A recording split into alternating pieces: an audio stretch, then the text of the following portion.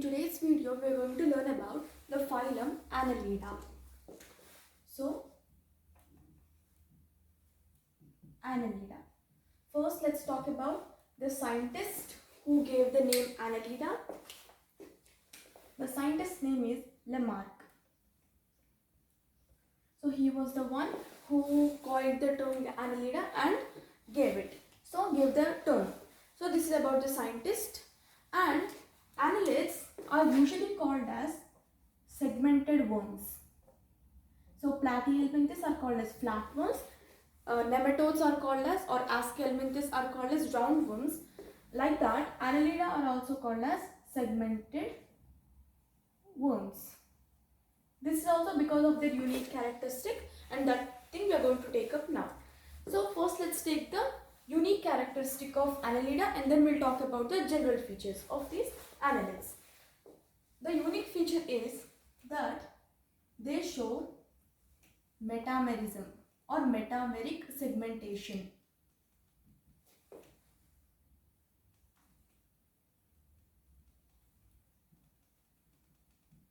They show metameric segmentation. Now, what do we mean by metameric segmentation or metamerism? So, metamerism is basically the repetition of structures. This thing we have already taken a look at in the video of the basis of classification of animals. We have discussed this in detail also. So, metamerism is basically the repetition of structures.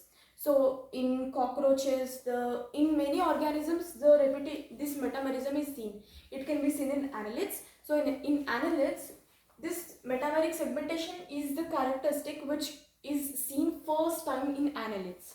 So this is the unique thing about this phylum Annelida. Also in the next one is Arthropoda. There is metamerism like the prothorax, mesothorax and metathorax in case of cockroaches. So like that, every organism after the annelids, they show this metamerism. Metamerism is a repetition of several structures. Repetition, that means the structure is going to repeat in certain intervals. So here you can see a picture of an earthworm. So earthworm is a common example of annelid, and you can see the mouth of the earthworm and the anus. So mouth is where the food enters, so that's where the food you take in the food, and anus is where you excrete the waste material. So that thing we can see here, and also we can see various segments. So those segments are basically some round shaped structures, some metamers. So those segments are called as metamers, some lines. So like this. So the same thing you can see in the picture here. You can see the lines, and these lines are nothing but metamers or segments. So the common name we call it as segments, and in scientific terms we call them as metamers, and the process of these repetition of these metamers is called as metamerism. So these annelids show metameric segmentation or metamerism. Also you can see a band like structure, a bumping like structure, and this bumping like structure is present in the 4th segment, 14th segment, 15th segment and 16th segment, and that structure is called as clitellum. So in the 14th segment, 15th segment and 16th segment it is present, the clitellum. Sometimes in some textbooks it's given as 14, 15, 16, 17 as well, but usually we prefer 14, 15, 16 segments. So the earthworm or any annelid you take, there are various number of segments. There can be hundreds and hundreds of segments. But in case of earthworm, there is a structure called clitellum in 14th, 15th, 16th segments. Sometimes in 17th as well. Now this clitellum is basically the place where the cocoon is formed. So this is one important thing. That's clitellum is like a band. So it's like a bumping structure. It's a bit thick, and it is called as clitellum. So this is about the metameric segmentation. The annelids show metamerism. Metamerism is the repetition of structures. So the common example is earthworm. There also we have taken a look at the clitellum and the various number of segments which are present. there can be hundreds and hundreds of segments. There is not a proper number for it, but in various annelids, various number of segments can be present. Those segments are called as metamers, and the process is called as metamerism or metameric segmentation. It's the repetition of structures. This is the first important thing that we need to know about annelids. This is where the metamerism started seeing. So we can see this metameric segmentation first time in these annelids, or the organisms which belong to this phylum Annelida. This is the unique thing about annelids. Coming to the general features again, like the germ layer, symmetry, those kind of things, they are triploblastic. So triploblastic, this feature started in the phylum Platyhelminthes. Triploblastic means they have 3 germ layers. The outer one is called as ectoderm, the middle one is called as mesoderm, and the innermost one is called as endoderm. So there are 3 germinal layers or tissue layers which are present in the embryonic stage. This is triploblastic. Coming to the symmetry, annelids are bilaterally symmetrical. Bilaterally symmetrical. So we know that there are 3 types of symmetry: asymmetrical, bilaterally symmetrical, and radially symmetrical. Bilaterally symmetrical means the organism can be divided into 2 halves only through one plane, and that plane is sagittal plane. This thing also we have taken a look at in the previous videos. So bilaterally symmetrical, this feature has started in the from the phylum Platyhelminthes. So in Porifera, they are asymmetrical. That means anytime, so it doesn't matter from where you cut the organism, it doesn't divide into 2 equal halves. And Cnidaria, that is Coelenterata, Ctenophora, these are radially symmetrical. And from Platyhelminthes, all organisms are bilaterally symmetrical. And again in Echinodermata, they're both bilaterally and radially symmetrical. So here we are talking about annelids, so we have to focus on this thing, that they're bilaterally symmetrical. This is about the germinal layers and the symmetry. Let's talk about the body cavity. Annelids are coelomate. Coelomate or eucoelomate.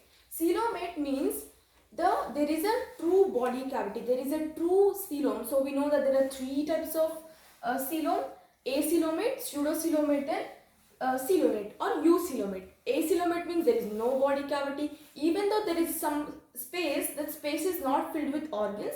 That space is filled with some of the other kind of cells, like parenchymatous cells. There is no body cavity in that case. Pseudocoelomate is where there is false body cavity. There are some scattered pouches of these mesodermal cells.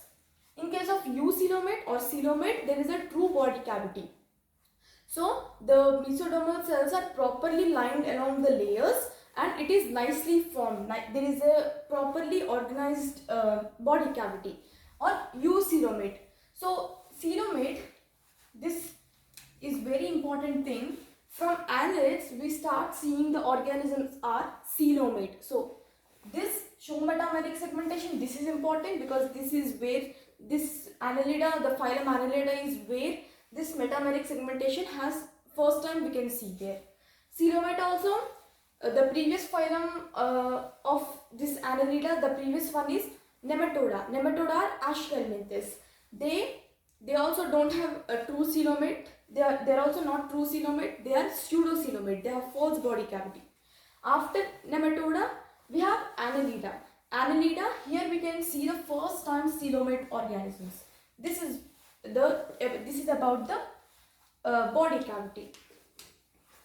Coming to the grade of organization, annelids have organ system level of organization. That means the organs together combine to form the organ systems. Organ systems like digestive system, excretory system, circulatory system, like those. Let's take an example. We'll take an example of digestive system. There, the organs like the esophagus, the intestines, the stomach, and obviously the buccal cavity and the anus, these all kind of organs come together and they form the system, that is digestive system. And digestive system has one particular function, that is for digestion of food, for the nutrition. So this is about the organ system level of organization. That means annelids have also properly well developed organ systems are there. This is the first time that we are seeing in annelids. So this is about the organ system.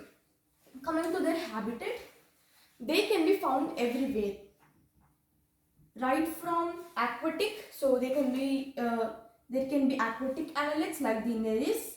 Also aquatic means both marine, freshwater, also on terrestrial, even in the soil, and even as the endoparasites. Not endoparasites, but parasites. They live on others' body, other living organism. So they are found almost everywhere, like from aquatic, marine, freshwater, terrestrial, in the soil, and even as parasites. So this is about the habitat. Next, skin color. Let's talk about the skin color. Skin color is brown, usually in annelids. It's brown, it's a bit slimy and moist. So the skin color is brown in color, it's brownish. And this is because of a pigment called as porphyrin. Porphyrin pigment. So this porphyrin pigment gives this brownish color for this annelids, for the skin. Now we know that skin has 3 layers. This thing also we have taken a look at in the previous video. Skin has 3 layers. The outer one is cuticle, the middle one is the epidermal layer, and the inner one is the muscular layer. One important thing about the annelids is that there are both types of muscles are present. Both types of muscles are present. So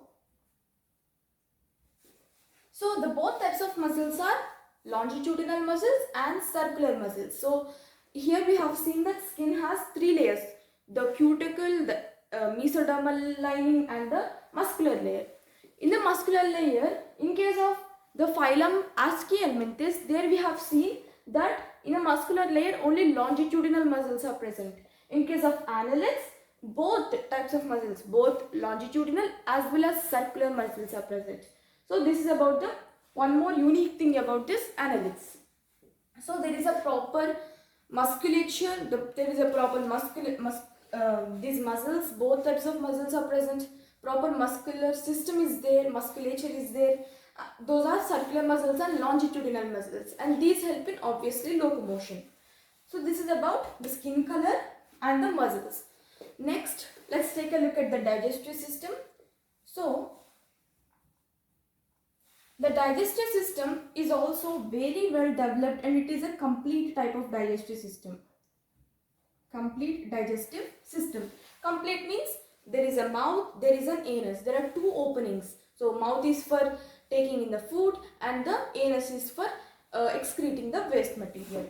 So digestive system is in a complete form, and they have proper digestive glands.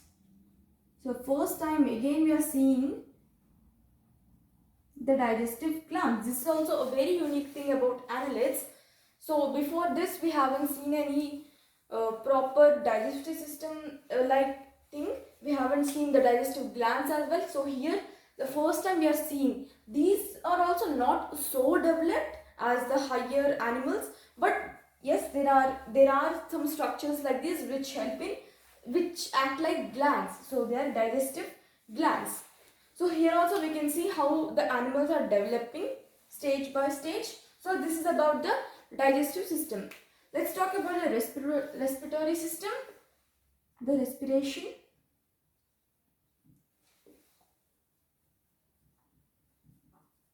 For respiration, they don't have any proper respiratory system like things.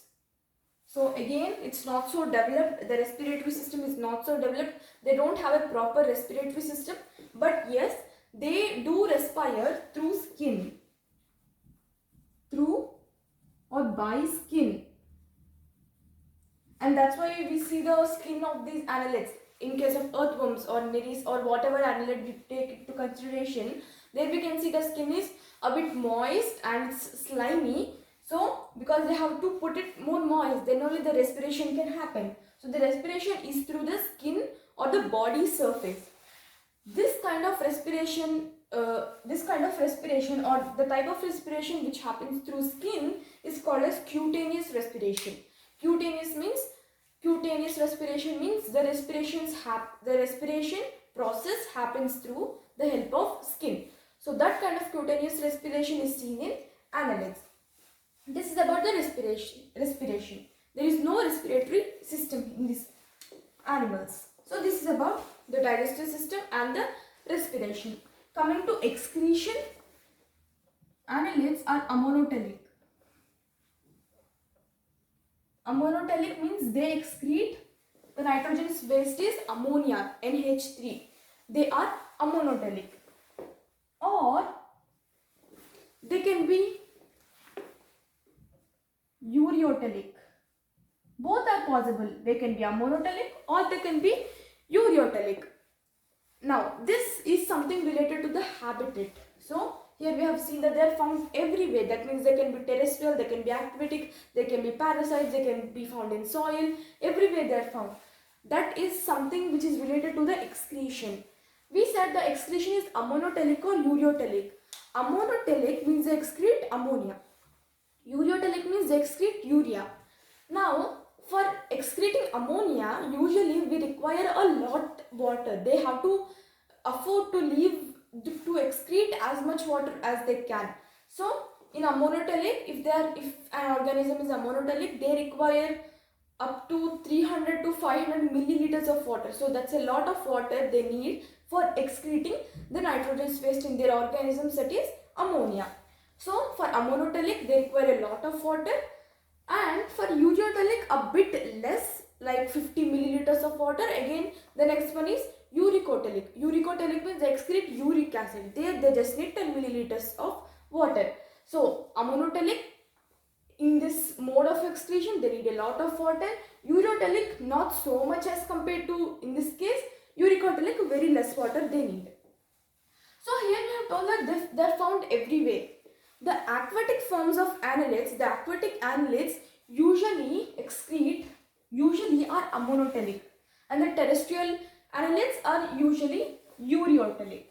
So, because aquatic annelids aquatic means what? Aquatic means they live in water. If they live in water, they can easily afford to lose as much water as they can. So, that's why we say that aquatic organisms, not only in annelids, you can take in any other organisms. Any aquatic organism usually excretes ammonia, or they are ammoniotelic. So, aquatic annelids like Nereis, it is ammoniotelic, and ureotelic means they excrete urea, and mostly the terrestrial annelids excrete urea. They are ureotelic.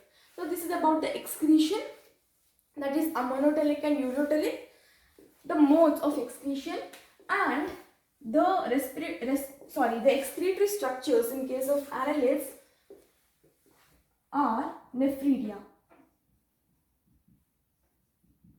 They have these nephridia for excretion and osmoregulation. So, in Platyhelminthes, the excretion is through protonephridia or flame cells or solenocytes. In Nematoda, it is through the head-shaped structures or the rennet cells. In case of annelids, it is by nephridia. This is about the excretion, the mode of excretion and the excretory structures. Coming to the nervous system, they have paired ganglia.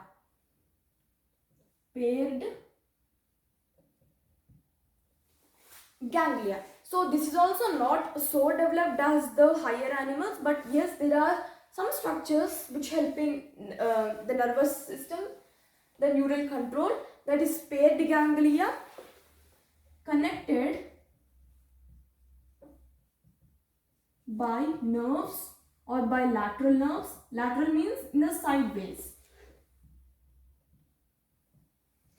So, paired ganglia is present, which is connected by the lateral nerves to a ventral nerve cord.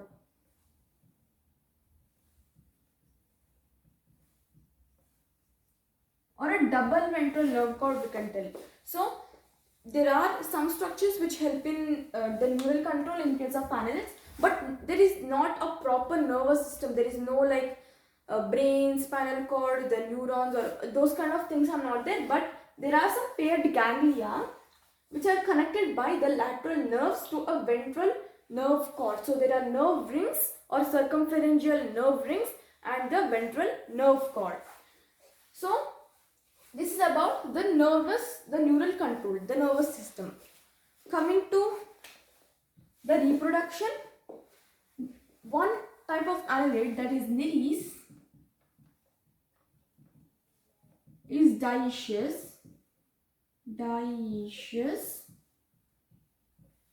So nereis is an aquatic annelid and it is dioecious, and earthworm and leech are monoecious.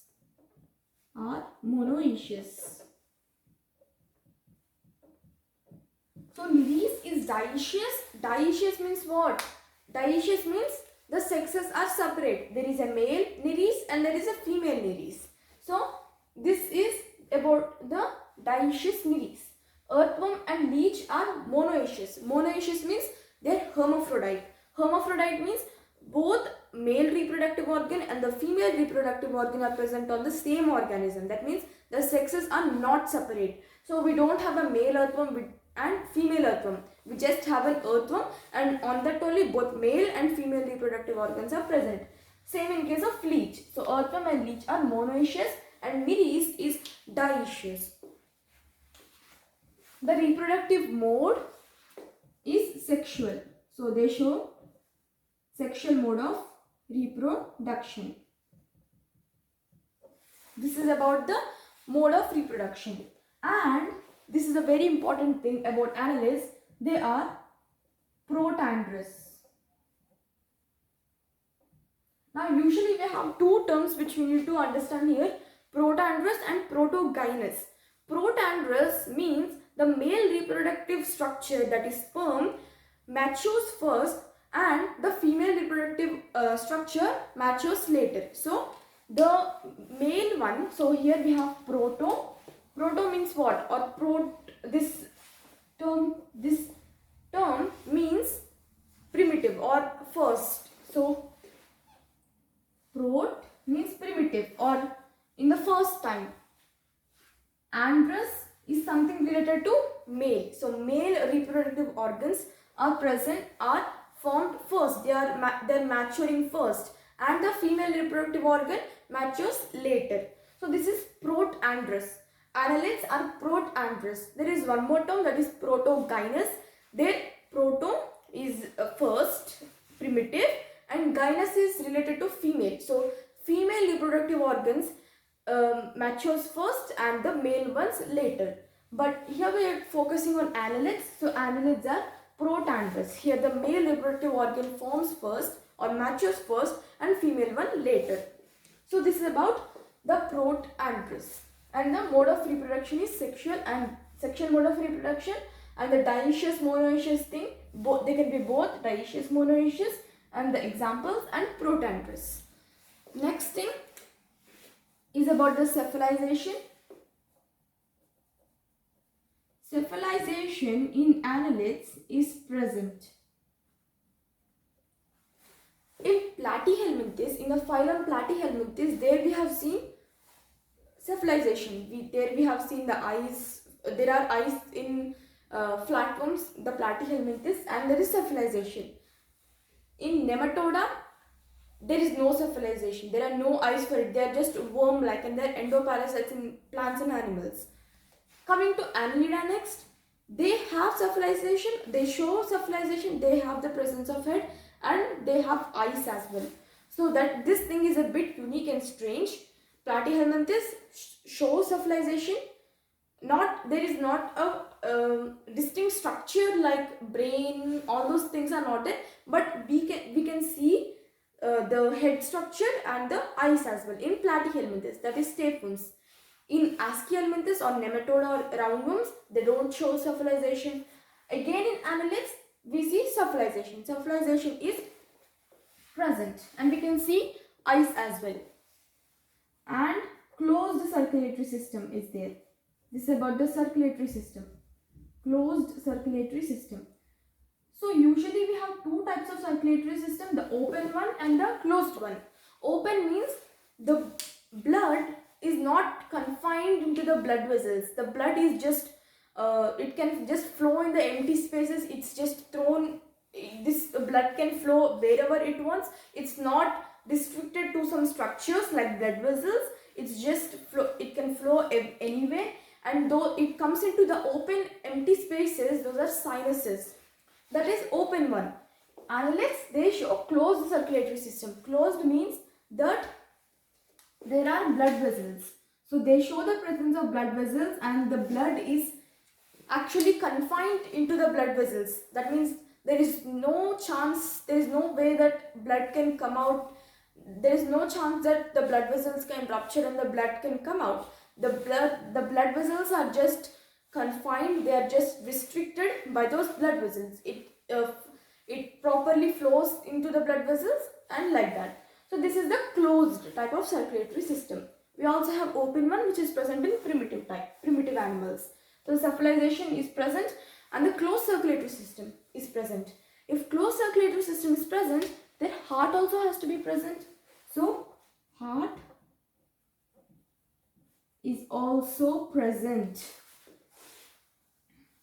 This is also a very unique thing, important thing, that the heart is seen first time in these animals, in these annelids. So before we haven't seen any heart-like structure, but here also, but this heart is also not so well developed, but yes, we can see a structure like this which helps in circulation, that is heart. This is about the circulation. Coming to the development,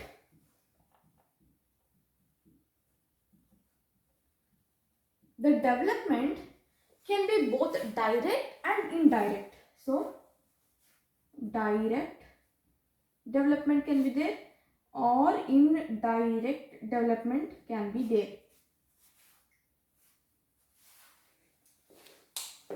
What do we mean by direct development? Direct development means the young one resemble the older one. So the parent one, the young one directly forms into the older one. So that means there are no larval stages which are taking place.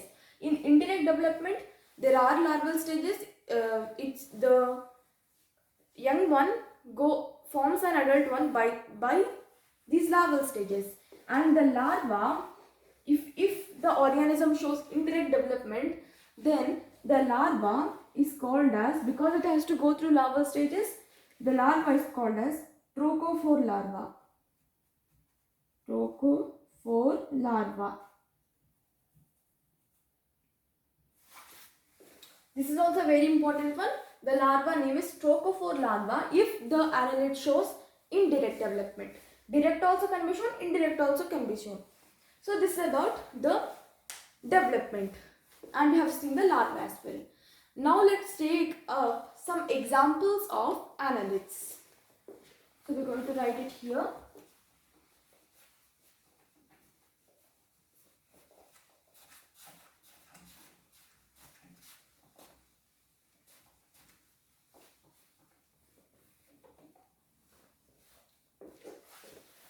So let's take the examples, some important ones.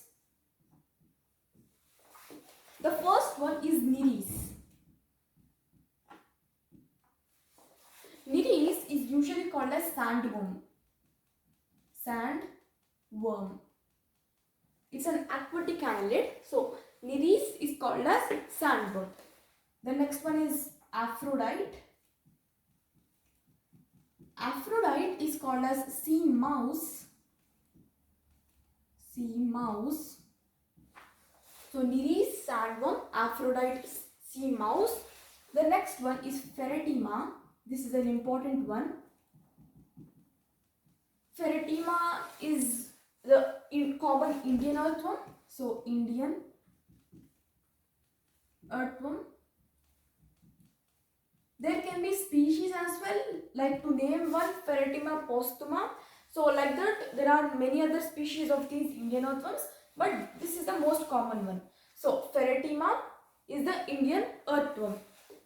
The next one is Lumbricus. Lumbricus is the common European earthworm. Pheretimum is the Indian one and the Lumbricus is the European one, present in the Europe side. So this is the earthworm. Coming to the next example, that is Hirudinaria. Hirudinaria. Hirudinaria is called as blood-sucking leech. Blood-sucking leech. Here we have seen Nereis, which is sandworm. Nereis is an aquatic annelid. Pheretima, Lumbricus, these earthworms are present in the soil. Hirudinaria, this is the blood-sucking leech. We said blood-sucking, that means it has to be a parasite, an endoparasite, or it can be endo or ecto, but it's absolutely a parasite. So it's absolutely a parasite, that is Hirudinaria. It's a blood-sucking leech. Now, why is it called Hirudinaria? It's called so because in its saliva, in the saliva of Hirudinaria, there is an anticoagulant which is present, and that is hirudin. So anticoagulant basically prevents the coagulation of blood. In the saliva of this Hirudinaria, there is hirudin which is present. This is also a very important one, so here we are going to write it. Hirudin as an anticoagulant. Anti means against, coagulant means coagulant of blood. So it stops the, or it prevents the coagulation of blood. Hirudin as an anticoagulant in saliva of this Hirudinaria or blood-sucking leech. This is also a very unique one and an important one to know. Hirudinaria, blood-sucking leech, or it's called as freshwater leech. We can call it anything. Also, one more, this is also a very important one, that is Polygodius. Now this Polygodius, the important thing about this annelid is it's a connecting link between Annelida and Mollusca. Annelida and Mollusca. So Polygodius is considered as a connecting link. What do we mean by connecting link? Connecting link means it has some features of the annelids. So it shows some characteristic features of annelids, and it shows some characteristic features of mollusks as well. So both annelids and mollusks. So Polygodius is considered as a connecting link between Annelida and Mollusca. This is the species name, Polygodius. And this Polygodius is actually considered as a living fossil. Living fossil is very important. Living fossil is basically an organism which shows some characteristics of the extinct animals. That means extinct means the animals which are present in the history, the primitive animals. So living fossil, the relatives of this Polygodius, some relatives, the closely related species of this Polygodius may be extinct as well. So this is Polygodius is a connecting link between Annelida and Mollusca, and this is considered as a living fossil.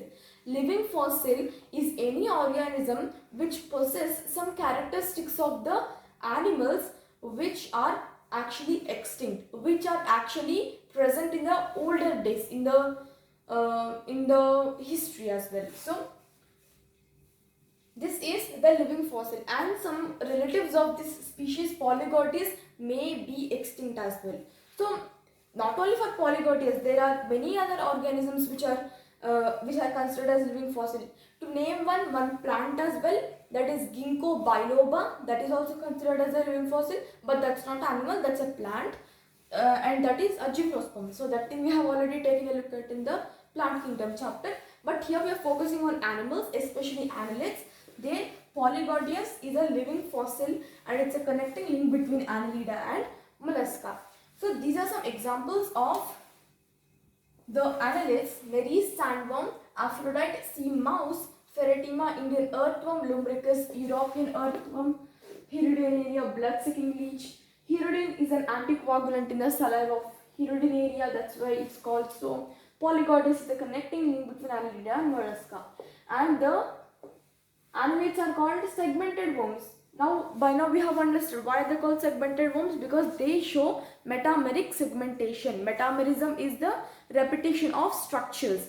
So especially these are called segmented worms, but why the name Annelida came, that is one important thing that we need to know now.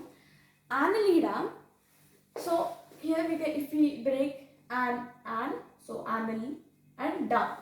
So Annelida, they are called so because we have understood that there are some segments which are present on the body, and those segments are like little rings. So some little rings like structures, so we can draw it here for our understanding.